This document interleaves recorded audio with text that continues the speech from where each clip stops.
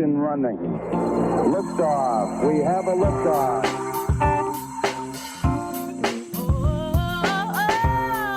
A wise man once said, "You don't choose the podcast chooses you." So consider yourself one of the chosen ones. Join us as we discuss books, masonry, esotericism, mysticism, lore, and more. It's one small step for man, one giant leap for mankind.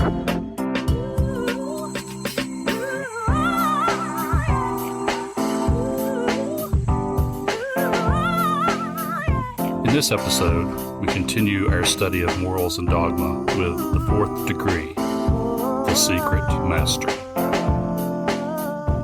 The night is dark, and the path is long. So join us, won't you, as we walk the way of the Hermit.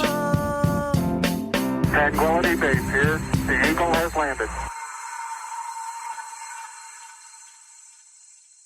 Hello, Dave. Hey, Gene. How are you? Not too bad. Before we get started here, I wanted to remind everyone, as always, that a transcript, show notes, and chapter markers for each episode are available from our website, wayofthehermit.com. So the elephant in the room is that this chapter is only 7 pages long. Short, but in Pike terms anyway, very concise. Gene and I discussed how to handle the varying lengths of the chapters. One option was to discuss several degrees in one podcast, which is basically the way it was presented to us at the reunions. But the other option is the one that we decided to take, and that was continue to look at each degree in detail and keep the episodes to 1 per degree. So, to supplement the material in Morals and Dogma, we are also looking at 2 other books, the Scottish Rite Ritual Monitoring Guide and A Bridge to Light. I've linked to both of these books in the show notes. I would highly, highly recommend both of them to supplement your readings of Morals and Dogma. After working with those books on this degree, I'll have to say that they complement each other really well. You know, strangely or not, it's a perfect trifecta of information. Do you want to give a short description of those books? To me, basically, A Bridge to Light is, I'm not trying to cheapen it in any way, but it's kind of the cliff notes for Pike and the rituals. It actually gives very short statements to tell you the theme and the main ideals that come with it. It is a great summary. It's very informative. What about the Scottish Rite Ritual Monitoring Guide? Oh, man. If the first one was the Cliff Notes, this is the expanded and explained edition. As usual, Jehoia's has done a wonderful job. The Ritual Monitoring Guide describes everything about each of the degrees in the Scottish Rite. Yeah, all of the symbols, all the paraphernalia, everything in explicit, wonderful detail. It's got some background history and has a page to set up the mythological space it takes place in.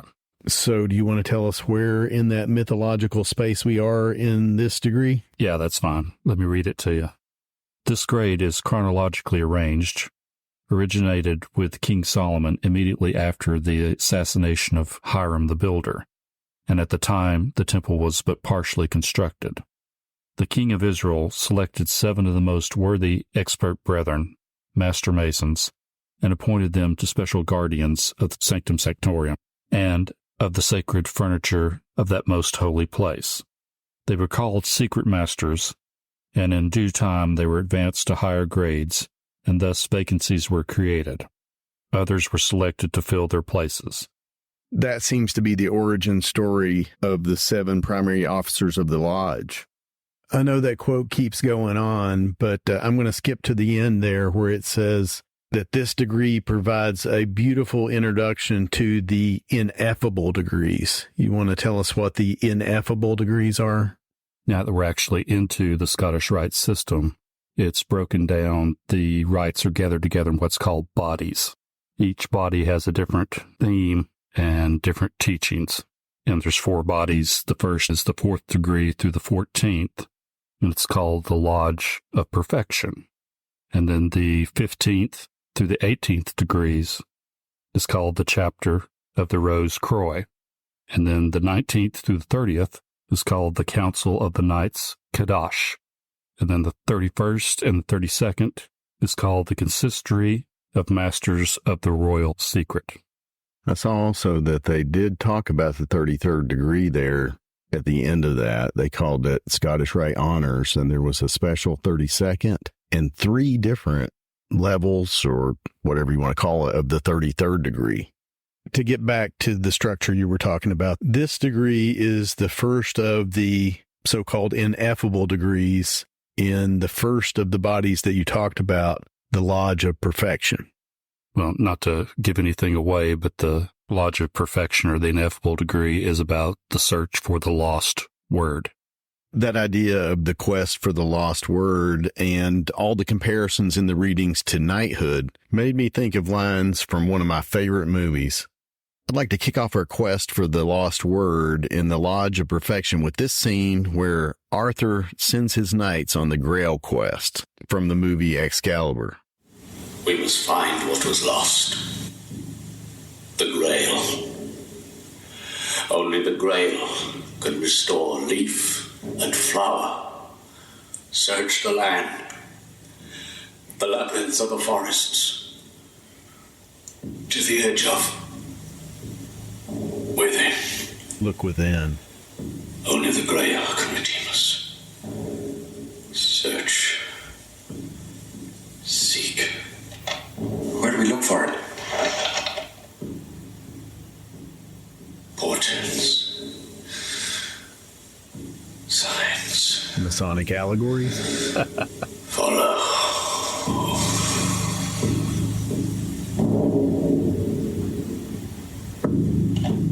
The king has spoken. I will ride forth in the name of that quest. We will find this Grail or die. Made me think about following these allegories and these chain of symbols. It is a quest and a search. Yeah. You know, Arthur says, to the edge of within. You're looking outwardly, you're doing things in the world, but you're really looking inside. It portrays a very romantic idea, the romance of being a knight, that deep longing to be a strong and true man. Gives you that kind of storybook feeling about the hero's journey, which in essence, both the third degrees and the rest of the degrees in Scottish Rite, it literally is nod to Joseph Campbell, a story of a hero's journey. It truly is. I'm going to come back to some of the other themes that I saw from the movie Excalibur later, but let's move on into Chapter 4 of Morals and Dogma. Pike started off the chapter again with a discussion of symbols. Yeah, always symbols. In the first section, which is called Craft Degrees and Introduction to Masonic Philosophy, on the first page of that section, Pike says that in the ancient teaching, symbols were used not to reveal, but to conceal. It made me think of Valentin Tomberg in his Meditations on Tarot refers to symbols used in the context of instruction as arcana because they have the capacity to conceal and reveal. I had that quote marked as well. It did conceal for the majority, but revealed for the few. The initiates. Yes, the initiates. Also in that first section, he starts to address the fact that people may be disappointed with the revelations they received in the first 3 degrees. When I read that, that kind of struck me. I was like, interesting. Well, if you're not really putting these into the context of what they can mean in your life and to yourself, then, well, here's a quote that comes from the next section called The True Mason is Active. This is him referring back to the first 3 degrees. He says, you get a few rudimentary lessons in architecture, a few universally admitted maxims of morality, a few unimportant traditions whose real meaning is unknown or misunderstood. That will no longer satisfy the earnest inquirer after Masonic truth. Let whoso is content with these seek to climb no higher. Yeah, that's a theme that I've caught from him before of every man must find his level. And one thing he says at the end of the first chapter, that the first 3 degrees were but the first step through the door. The rest depends on your level of secrecy, obedience, and fidelity. Here's another quote for the book. It's kind of a long one, but bear with me. He who desires to understand the harmonious and the beautiful proportions of Freemasonry must read, study, reflect, digest, and discriminate. The true Mason is an ardent seeker after knowledge, and he knows that both books and antique symbols of Masonry are vessels which come down to us full freighted with the intellectual riches of the past. That ties back in with things you've stressed in the past about having to dig in and struggle to find the underlying meaning of things. I've got another quote that relates to that from page 183. It says, "Imagine not that you will become indeed a Mason by learning what is commonly called the work, or even by becoming familiar with their traditions. Masonry has a history, a literature, a philosophy. Its allegories and traditions will teach you much, but much is to be sought elsewhere. The streams of learning that now flow full and broad must be followed to their heads in the springs that well up in the remote past, and you will there find the origin and meaning of Masonry." The gist that I got from this paragraph was, to be a true Mason, one must follow the rivers to their source, read, study, reflect, digest, and discriminate. Discrimination is the key there. In Pike's day, the problem was finding information. That helps explain his accumulating and compiling of information from different sources. Today, with the internet and the web, finding information isn't the problem. Our problem is learning to discriminate between sources. For example, with Pike, we dismissed his use of gematria last time because we have more resources to see that that's flawed now. Well, true, but any man in any age, you can only go as far as your resources allow you. And these days, our resources are essentially infinite and unlimited, but they are limited by our ability to discern. That's true. We've talked about how we live in a reflection of the world through what our mind creates. Mirror image. Well, we now live through the cell phone screen and social media reflections that we create. So it's a reflection of reality. If it didn't happen online, it didn't really happen. In modern life, I feel like we live in the age of the hollow man. It would be what some would say would be an inauthentic life. Everything is external, no matter how pretty of a picture we paint for ourselves and what we portray to others. Can never, ever sate the inner hunger for meaning and acceptance. Just a sad comment on the times we live in. That's a pretty grim assessment. You sound like Pike.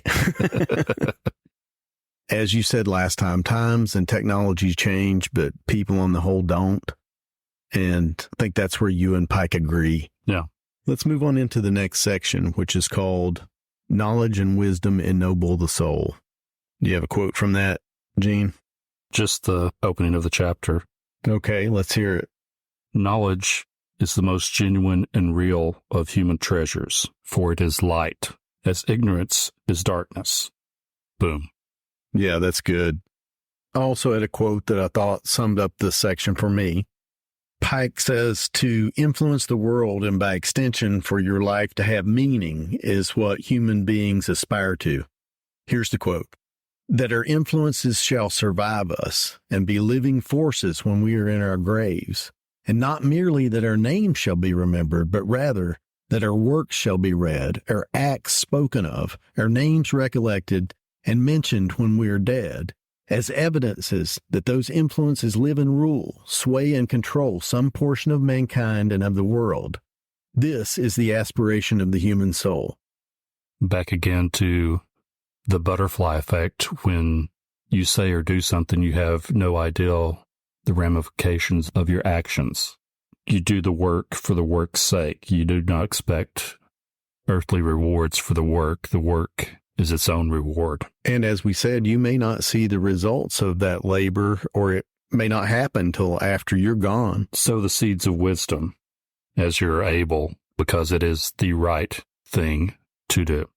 Starting to sound like a Southern Baptist preacher here. That's okay. You have anything else from that section? I'm good. Okay. Next section is wisdom is better than strength. To me, the essence of it was strength has its moment in time, but wisdom endures. I agree. I think that is a good summary of that section. Empires crumble and fall, ideas endure. That's true, but for some reason I thought of the Philip K. Dick quote, reality is that which, when you stop believing in it, doesn't go away. The next section is duty is the object of Masonry. Right off the bat, the first sentence is also the most striking one. For obedience to the law does not mean submission to tyranny. This section and the next, which I think we'll just talk about together, which is called obedience to the law, pose some interesting questions, foremost of which is, what does he mean when he says the law? How did you make sense out of that? Well, in distilling it down for myself, I drew up this little diagram, and on the left side is God's law, natural law, however you want to say it.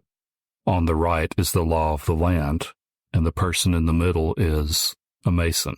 And by Mason there, you really mean everyone, even though most people aren't aware that they're in that position and have the responsibility for that decision.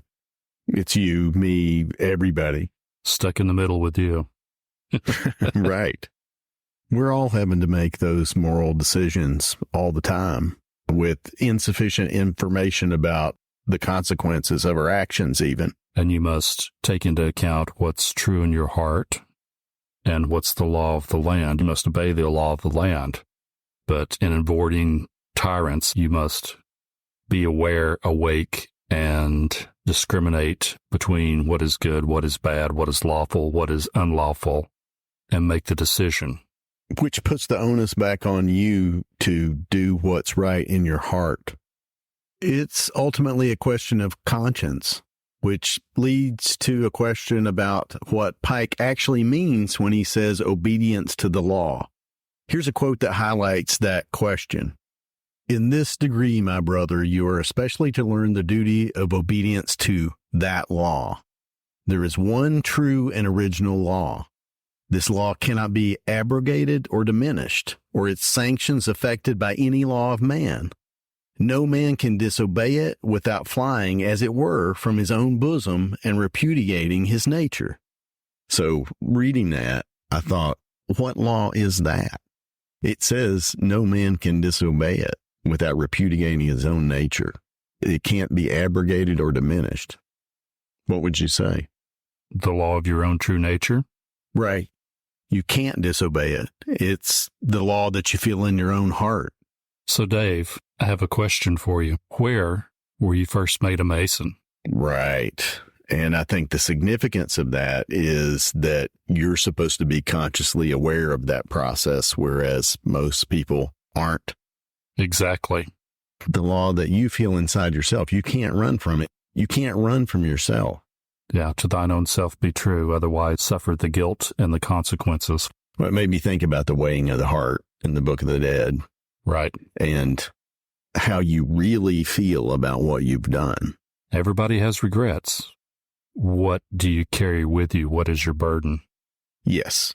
How much of it have you not really either eliminated from your life or integrated? Forgiven in yourself or forgiven in others. So the esoteric message here might be that God's law, natural law, and your nature are one and the same. That would be the truest interpretation, yes. So the Masonic labor here would be to connect with and understand that law. And that's one of the things that's emphasized is whatever religion you come from, whatever is your book, you should be studying it and working on your heart. You must develop that side as well as developing the rational side. And that helps develop that sense of God's law, whatever name you use. Okay, let's move on into the next section, which is called Breast to Breast, which is about secrecy. At least on the surface, it appears that Pike intends this secrecy to keep someone from being able to impersonate a Mason. That was the stated. I took a different take on it. I asked myself at this point, why secrecy? Right. Just taking the ritual monitor and guide as an example, it's all out there. Everything is out there. The only secret is what it means to you. And I thought about it a bit, and secrecy in Masonry terms It's a character-building exercise, a discipline, and a trust. You learn to trust your brother. That trust is important if you see Masonic labor as deep psychological or spiritual work. That, to me, is where the real brotherhood of Masonry is supposed to kick in. To have someone you can talk to, who you can trust not to repeat things you've told them in confidence. It teaches you discretion. There are things that can be told, and there's things that shouldn't be told. There's some things you should keep to yourself. Okay, the next section is called Be True and Faithful. You want to start us off? I'll read a quote from Be True and Faithful. Give not your word lightly. The word of a Mason is like the word of a knight in the times of chivalry. Once given, it must be sacred, and the judgment of his brother upon him who violates his pledge should be stern. And the thought that came to me was death before dishonor. That's what Hiram says. Right. To get personal for just a second, honesty and fidelity is an area that I have regrets about. I haven't always been honest or true to people in the past, so anything I say here sounds somewhat hypocritical to myself, if you know what I mean.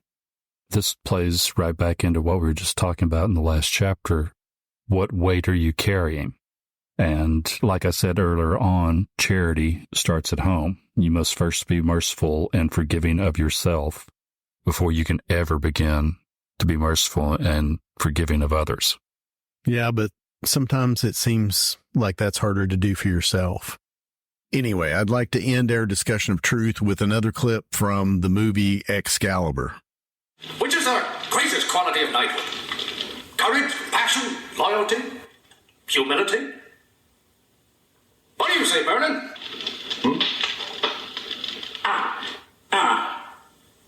The greatest. Well, they blend. Like the metals we mix to make a good sword. No poetry, just a straight answer. Which is it? All right, then. Truth. That's it. Yes, it must be truth. Above all. When a man lies, he murders some part of the world. You should know that. That's really it for the chapter in Morals and Dogma. Let's talk just briefly about what the Scottish Rite Ritual Monitor and Guide had to say about this degree. It says that in this degree, the initiate is given an ivory key, which symbolizes the true understanding of Freemasonry and is also the key to the mysteries. It says the initiate can use this key to regulate their life and conduct. Pretty boring stuff, huh? But no, it goes on the theme that the whole system of Masonry tells you how to live a well-lived life and a balanced life. And that's the only purpose of any of this. That's it. Yeah, Masonry is for power over yourself. Right, not world domination. Not changing the weather. We talked about that in the first episode. This is all it is. So if that doesn't seem like a big enough task, then I feel sorry for the people around you. If you really start focusing on the ways you can improve yourself, you won't have time to criticize other people. I find it pretty exhausting just to deal with myself. Yeah, it is exhausting. Okay. Anything else in the Ritual Monitoring Guide? Yeah, your comment about the Knights of the Grail reminded me of this quote. But we lament not only the death of a friend and a benefactor, but also the loss of the Master's word, of which we are deprived by his death. We, as secret masters, must henceforth seek it until it is recovered. Okay, let's finish up with a short discussion of the last book that we've included, A Bridge to Light.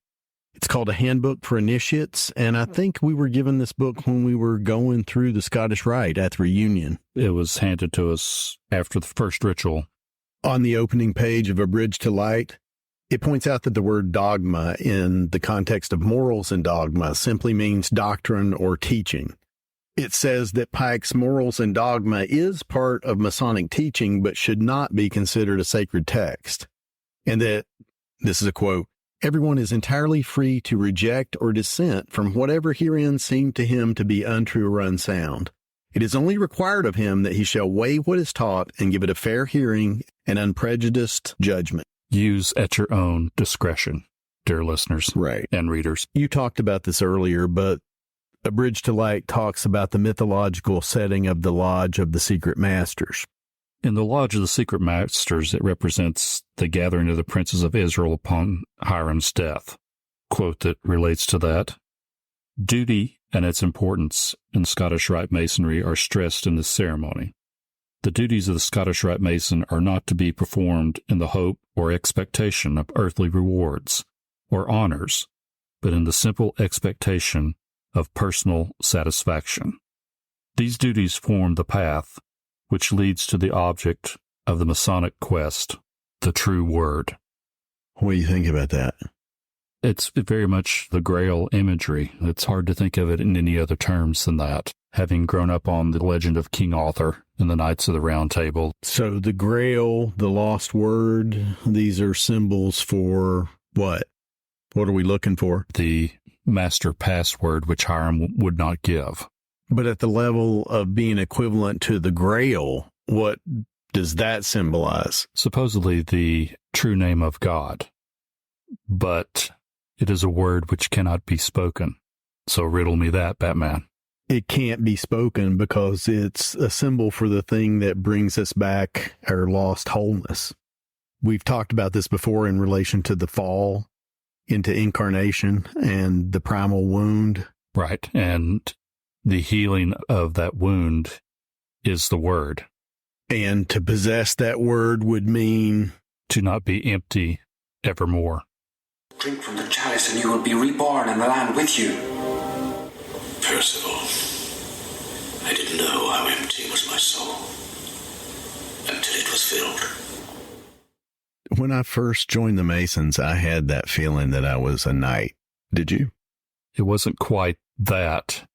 I picture myself as more of a seeker. I want to know it all. I want to cram it all in my head and hold it with a loving embrace. Fire all my guns at once and explode into space. Yeah. All right. I think we're done. I'd like to end by pointing out a quote on page 186 of Morals and Dogma that sounded like Gene channeling Pike. It says, "If you will advance, gird up your loins for the struggle, for the way is long and toilsome." That struck me because I did not come up with the night is dark and the path is long. I just kind of laughed when I read that. I was like, okay, maybe that was a pretty good statement. I think it's a cool tagline. Anyway, you want to set us up for next time, Gene? In our next episode, we'll look at the 5th degree of the Scottish Rite System, the perfect master. So, I'm David. And I'm Gene. Join us next time as we continue our exploration of Morals and Dogma, the annotated edition. As we walk the way of the Hermit.